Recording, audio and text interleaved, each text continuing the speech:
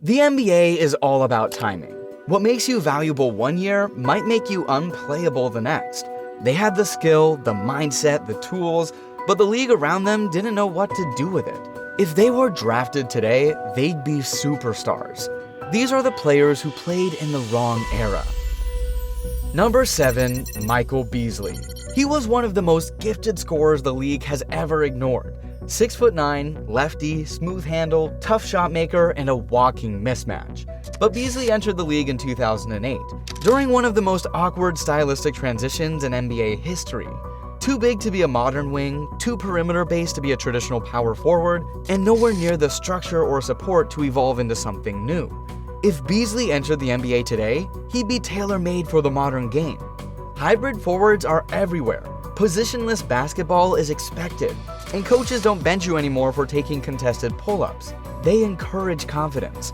Beasley could get 20 in his sleep.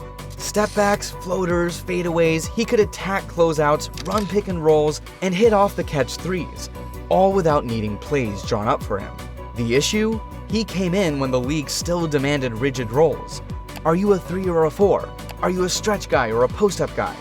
Beasley was all of it, and none of it. And then came the labels. Doesn't defend, doesn't pass, not serious enough. But if you watch him play today, his skill set looks like half the league. He wasn't inefficient, he was misused. And if he came in today's player development systems with modern spacing, film support, and off-court guidance, Michael Beasley wouldn't just be a walking bucket, he'd be a problem. Number 6, Lamar Odom. Lamar was playing positionless basketball before it had a name. He was 6'10", left-handed with guard skills, elite court vision, and a smooth handle. He could bring the ball up the floor, initiate offense, and switch onto anyone defensively. But he spent most of his career as a supporting piece. Lamar played in an era that didn't know what to do with a player like him. Coaches wanted roles, but Lamar was everything. A point forward, a playmaker, a glue guy, and a mismatch generator. And instead of building around that, teams kept asking him to fit in. He was incredible in LA, winning 2 titles and a 6th Man of the Year award. But he was never the focal point.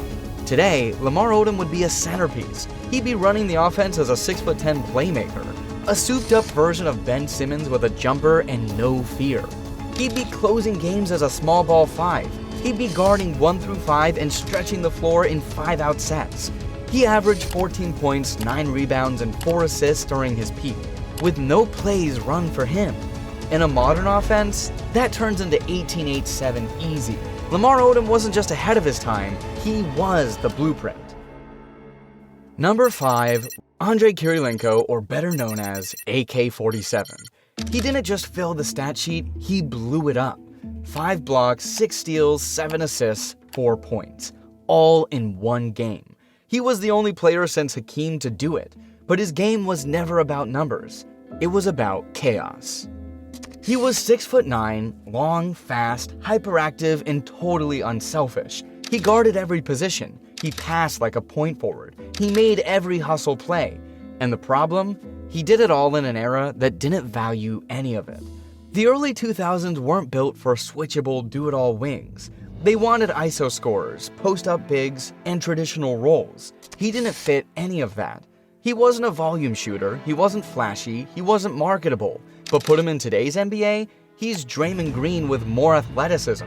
A 6'9" Swiss Army knife who can do everything except dominate the ball. In Utah, he peaked in 2004 with 16.5 points, 8 rebounds, 3 assists, 3 blocks, and 1.9 steals per game. He made an all-star team. He made 3 all-defensive teams. And then, the league passed him by. He was too weird, too positionless, too ahead of the curve. But now, he would be the ideal third star. He'd be closing playoff games as a small ball 5. He'd be switching onto guards and blocking floaters. He'd be making the extra pass from the short roll. Everything teams beg for today, AK-47 already did. But back then, he was miscast. Even benched at times because he wasn't a traditional forward. Andre Kirilenko wasn't a role player. He was a prototype.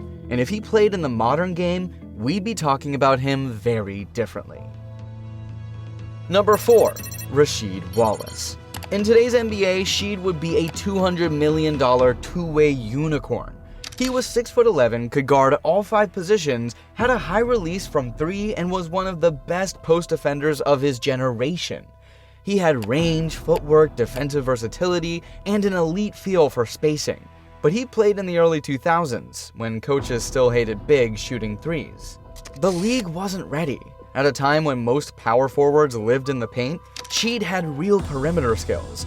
He could step out and bury a 3 or isolate on the block and fade over both shoulders. But back then, taking too many threes was seen as undisciplined and sometimes even selfish. So Sheed became a glue guy, a piece, a system big. But if he played today, he'd be a franchise cornerstone. Think Jaren Jackson Jr.'s defense with Kevin Love's range and Draymond Green's switchability all in one player. He averaged 1.3 threes per game in 2006, way ahead of the curve. Today, he launched 6 per night and his team would beg him to shoot more. Because if he played today where spacing, versatility, and hybrid defense are everything, Rasheed Wallace wouldn't just be remembered as a cult hero, he'd be a superstar. Number 3, JJ Redick. JJ was one of the best shooters of his generation, and still, he never got the freedom he deserved. When he entered the league in 2006, teams still treated three-pointers like grenades. Coaches feared volume shooting. Players were benched for pulling up too often. And spacing, it barely existed. So instead of being unleashed, JJ was boxed in.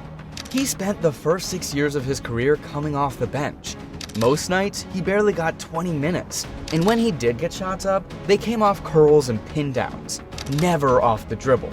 Now imagine JJ in today's game. With the way teams hunt movement shooters, the way they design entire offensive schemes around gravity, he would be thriving. He wasn't just accurate, he was one of the smartest off-ball movers in NBA history. He shot 41.5% from deep for his career. In the modern league, he'd be taking 8 to 10 threes per night. Teams build rosters today to maximize players like Redick. Think Klay Thompson. Think Duncan Robinson in his prime. The league now celebrates specialists who can sprint off a screen and release in one motion. And he wasn't just a shooter. He became a reliable starter, smart passer, and trusted veteran presence. From 2014 to 2019, he averaged 16+ points per game, mostly as a third or fourth option. But in the right era, he could have been the second or third best player on a playoff team. He would have been designed into the system, not forced to earn minutes just for taking threes. JJ played in a league that hadn't figured out how valuable he really was. If he came in today, he wouldn't just be a shooter, he'd be a weapon. Number 2, Amar'e Stoudemire. Amar'e was a human highlight reel. Explosive, efficient, unstoppable in space. But he played in an era that still treated bigs like powerlifters. Back to the basket, post touches, mid-range fadeaways. That wasn't Amar'e.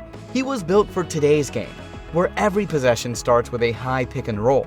With Steve Nash, he averaged 25 points per game on 60% shooting. His timing on the roll was perfect. His touch around the rim was elite. He could even hit mid-range jumpers when needed. But instead of building systems around that, coaches still tried to slow it down. Now, he'd be the league's most efficient roll man. Think Bam Adebayo's pick and pop game with more vertical explosion. Or Anthony Davis, but faster. Amar'e thrived in Phoenix's 7 seconds or less offense, but even that system didn't fully unlock him, because back then nobody spaced the floor the way teams do now.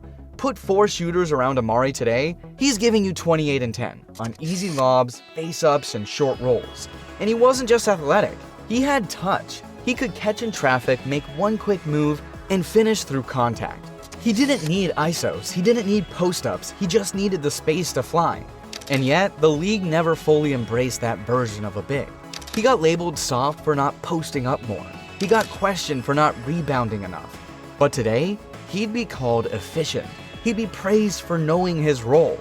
And if he played with a modern heliocentric guard like Luka or Trey, he'd lead the league in dunks, and maybe MVP votes. Amar'e wasn't ahead of his time. He was the blueprint for what came next. Number 1, Roy Hibbert. Roy didn't just protect the paint, he invented a rule change. He was the reason verticality became a term in every NBA broadcast. He guarded the rim with his chest, his arms straight up, and forced slashers to alter their shots. For a moment, it worked. From 2012 to 2014, Hibbert was one of the most valuable defensive anchors in the league. He helped take Indiana to back-to-back conference finals. He shut down Miami's driving lanes. He altered everything at the rim. But then the league changed fast. Spacing exploded. Small ball lineups became the norm, and bigs like Hibbert became unplayable. He couldn't switch, he couldn't stretch the floor, and he couldn't recover in transition. Suddenly, his 7'2" frame wasn't an asset, it was a liability. In 2014, he was an all-star. By 2017, he was out of the league. But here's the thing, if he played just 5 years earlier, he would have been a top 5 center. In the 2000s, big men like Yao, Duncan, and Shaq thrived in slower systems. Hibbert would have been elite. He didn't need to score, just defend the rim, rebound, and set hard screens. He went from irreplaceable to forgotten in less than 3 seasons. Roy Hibbert wasn't born with the wrong body, he was born in the wrong timeline. They weren't failures, they weren't busts, they were just early. The NBA evolves in cycles. What's punished one decade becomes powerful the next. And for some players, the game didn't catch up fast enough. Rasheed Wallace would be a unicorn today. JJ Redick would be a sniper with the greenest light. Kirilenko, a defensive All-NBA log. Amari, a systems dream. And Beasley, he might finally be understood. It's easy to judge a player in hindsight, but harder to admit when they were just misplaced. Because in sports, like in life, timing isn't everything. It's the only thing.